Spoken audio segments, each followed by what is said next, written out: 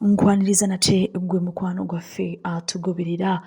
Uganda People's Defence Forces 4th Infantry Division Commander Major General Felix Busizoli yagenze maaso n'okubanga asaba abajaasi aba UPDF okusigaza empisa n'okubanga bakozesa akatono ke balina okubeerawo nga twetegekera akalulu akajja ak'omwaka gw'2026. Omukulu ono bino yabyogedde ng'ali mu kulambula barracks eno eri mu division headquarters Gulu. Major General Busizoli yalabudde abajaasi bano.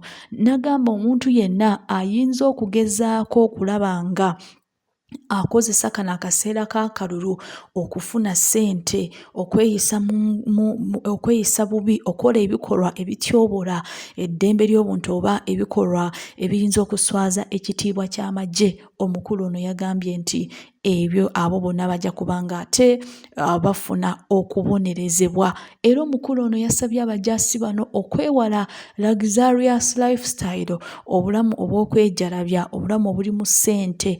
Omukulu yagambye nti obulamu bwabwe essaawa zino basigale nga baweereza eggwanga awamu n'okuba nga balivinga within their means. Omukulu yagenze maaso n'okusaba amagye okuba nga agateeka ssente mu bintu ebibakulaakulanya, naddala ebintu by'okulunda.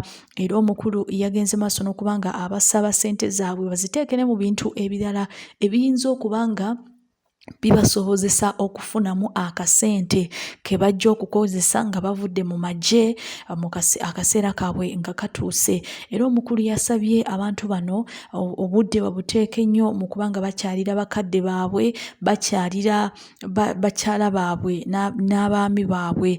Era Major General Busizoli yagenze maaso n'okuba nga avumirira empisa embi mu magye, ng'avumirira ebikolwa eby'okunywa omwenge, ng'avumirira ebikolwa byonna ebiyinza okubanga birabisa amagye gano bubi, ebikolwa byonna ebiyinza okubanga bityobola ekitiibwa eky'amagye aga Uganda People's Defence Forces.